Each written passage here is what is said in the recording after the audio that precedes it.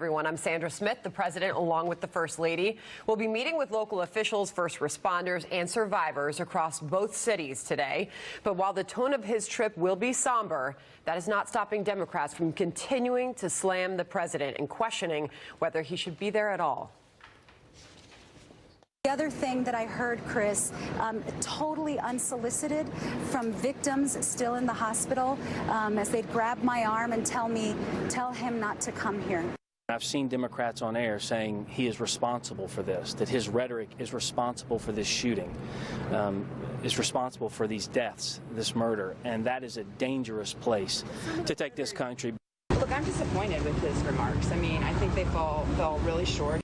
I don't know if he knows what he believes, frankly. Hate has no partisan alliances, and we've seen mass murders with people politically that are on the left or on the right. I think everyone in the political arena needs to just ratchet down the rhetoric. They politicized this over the weekend. They all blamed him. This has to stop. Everybody needs to stop preening in front of the camera, stop raising money.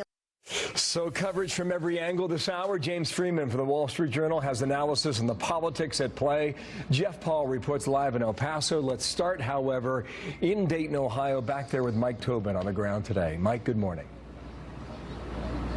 Good morning, Bill, and I can tell you the FBI is now point in the investigation to the mass shooting here. Once federal agents or investigators determined that violent ideologies were part of the motivation, that crossed a threshold where the federal agents and all their resources can step into the investigation.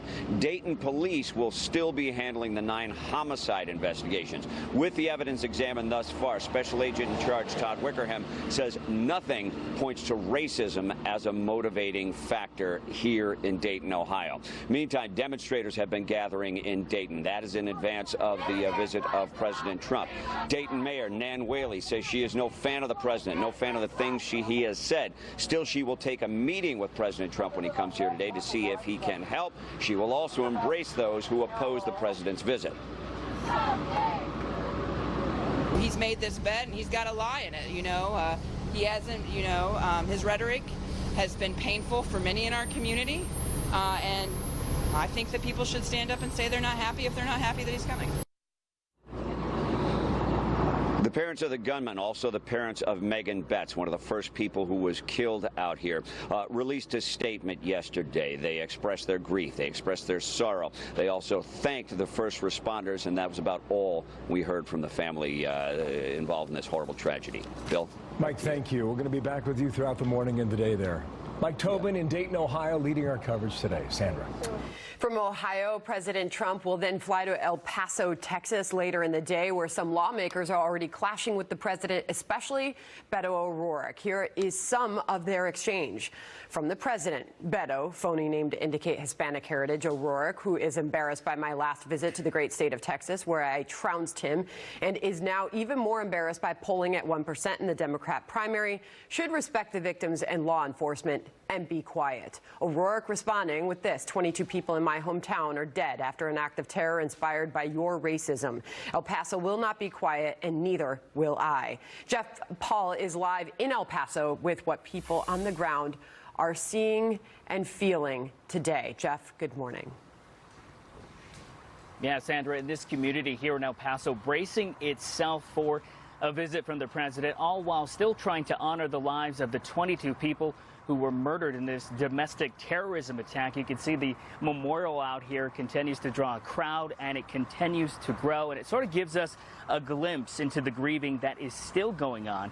And because of that, some in this community say a visit from the president might not be helpful. In fact, the city has opened up a healing center a day ahead of the president's visit, and we're also hearing about a planned protest scheduled to start just before the president arrives.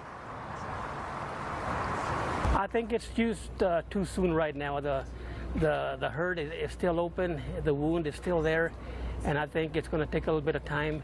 I know there is a lot of people that probably don't want him around or whatnot, but I think like us as community, we gotta show the respect that anyone deserves. He should take a little bit more time before he comes out here and tries to talk to us. We are still a city very much in pain, very much hurting.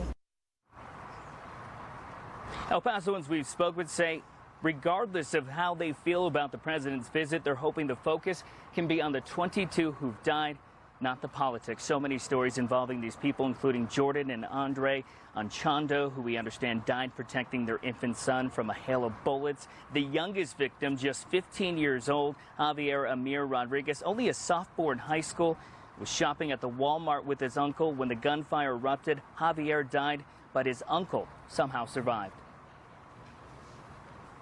I'm in pain. It hurts.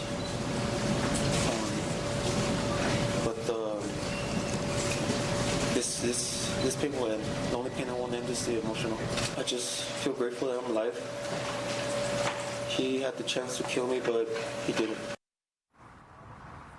We're also learning a few new details about how authorities arrested the suspected shooter.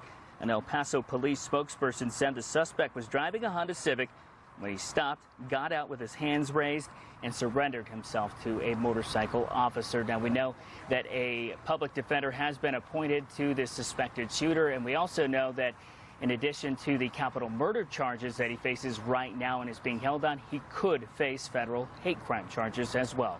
Sandra? Jeff Paul from El Paso this morning. Jeff, thanks.